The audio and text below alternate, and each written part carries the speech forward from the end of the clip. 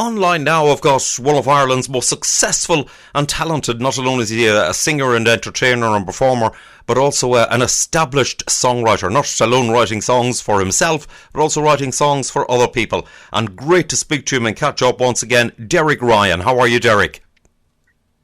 Not too bad. How are things? Thanks for having me. A real pleasure, Derek. A real pleasure. You're sort of the same as the rest. You're in lockdown and all the rest of it.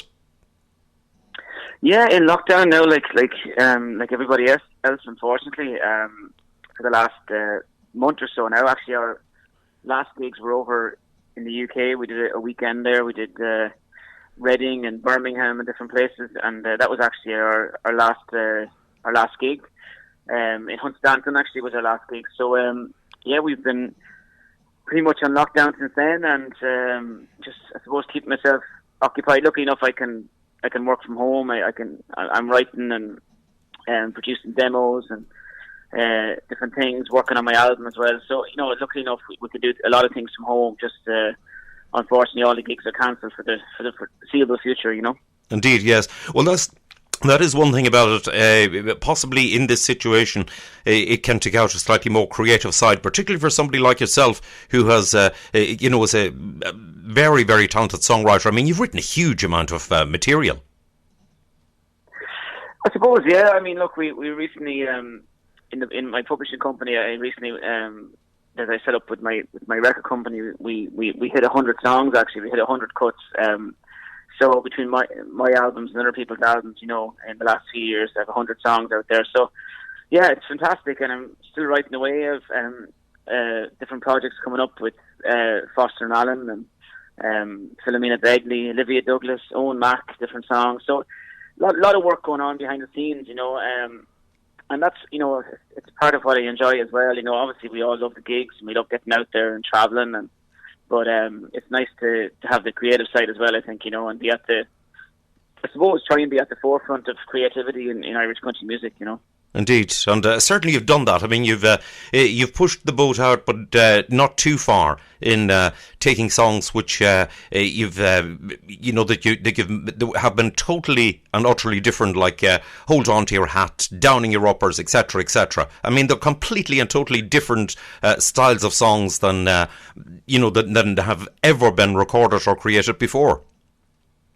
Yeah, I suppose that's it's every artist kind of. Well, I suppose it should be kind of your aim to sound different. If you come out and you do what everyone else is doing, I suppose in a way you're just kind of joining the gang, really. But you have to. I think you have to make a name for yourself and make a stamp, put a stamp on the genre. So that was my aim right from the start. To be quite honest, just to do something different. And as you say, not too different that it's going to alienate any audiences or anything like that. Yes. Just have your own sound, and I'd like to think between myself and my producer John Owens, we've created that sound, and thankfully, if a song comes on the radio, a lot of times people will know that it's mine just by the production and the type of song it is. So that's kind of what you aim for.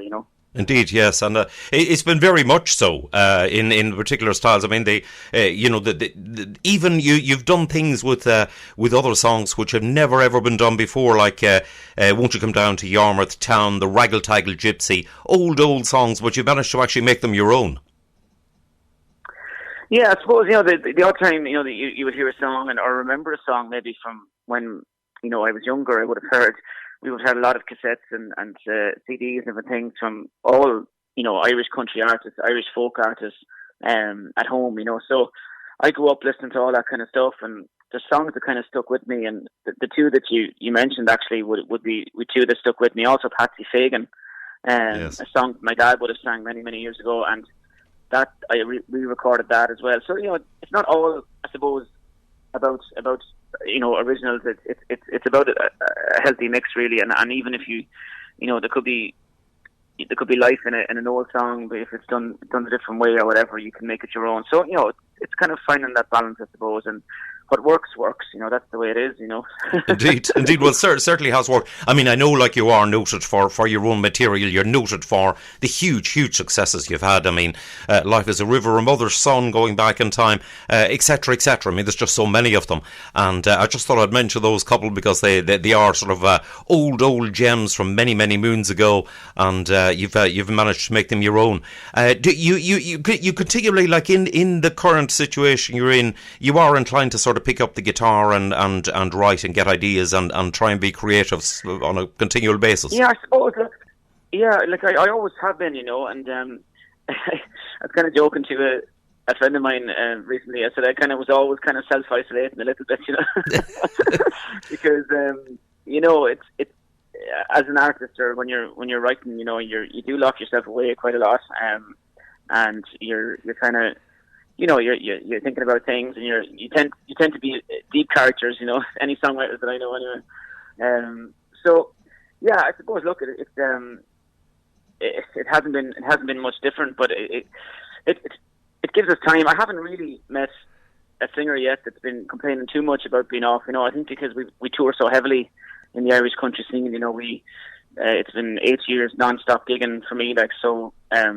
In a way, it's a welcome break for a little bit, but hopefully it won't go on too long. Yes. We'll be back all guns blazing, Yes, it's sort of, yes, it's possibly nice to get the break. The problem is, if the break is too long, you sort of get that the wanderlust and the itchy feet to get on stage again.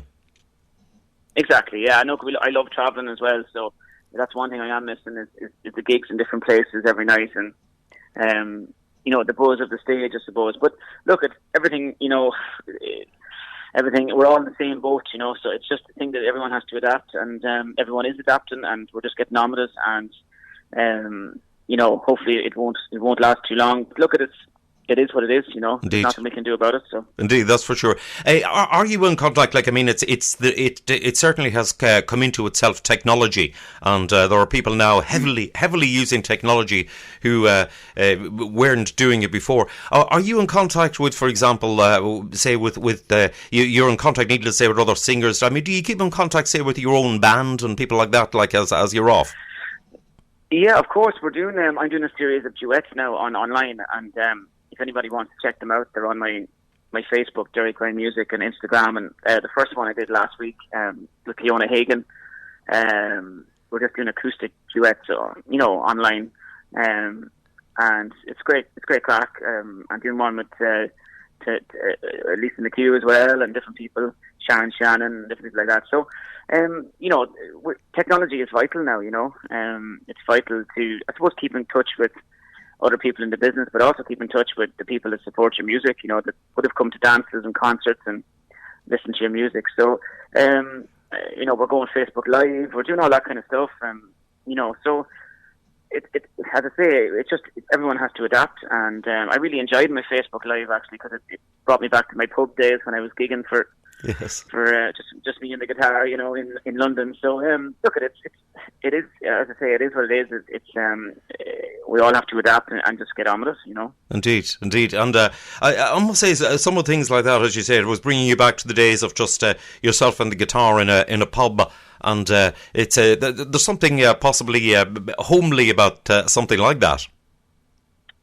Yeah, I think there is, and there's something very organic about it as well. There's no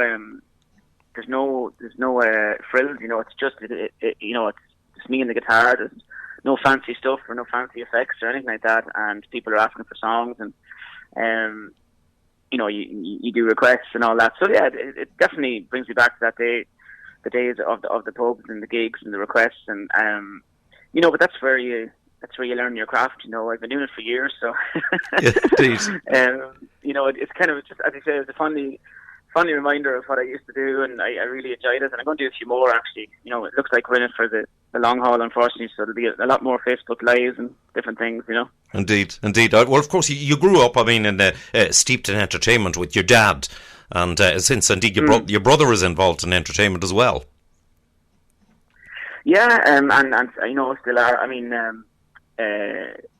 Adrian does a very successful one-man show for social dancing, and he's flat out. He's all over the country and the UK as well, actually. And Daddy was one half of Coupla. Unfortunately, Richie Kelly, the accordion player, passed away not so long ago. Indeed. And he was a great musician and a great friend of our families as well for many years. So it was a sad loss that Richie passed away. So yeah, we would have grown up, as I mentioned earlier, surrounded by Irish music, really, Irish country music, Irish traditional music.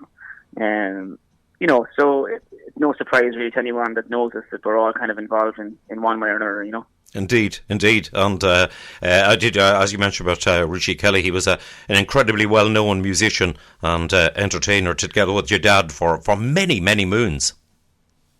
Oh, he's fantastic and an absolute gentleman as well. He was with Dad for, I think it was as long as I'm around. I think 36 years or something like that. So we can always, I always remember Richie from since I can remember, really, and fond memories of him and Dad playing, but just a great friend of ours as well, But as you say, a phenomenal musician, phenomenal accordion player, and he'll be greatly missed around the Ryan family household, I have to say.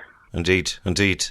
Derek, listen, it's been lovely to catch up with you, and I wish you all the success in the world with your creativity and also your Facebook Live and all of that work. And listen, I look forward, as you say, it is the long haul, but I look forward at the end of it all to seeing you out and about again and indeed visiting the UK again. Lovely to talk to you. Thanks very much, Gerry. Thanks, and best wishes to everybody listening. Thank you.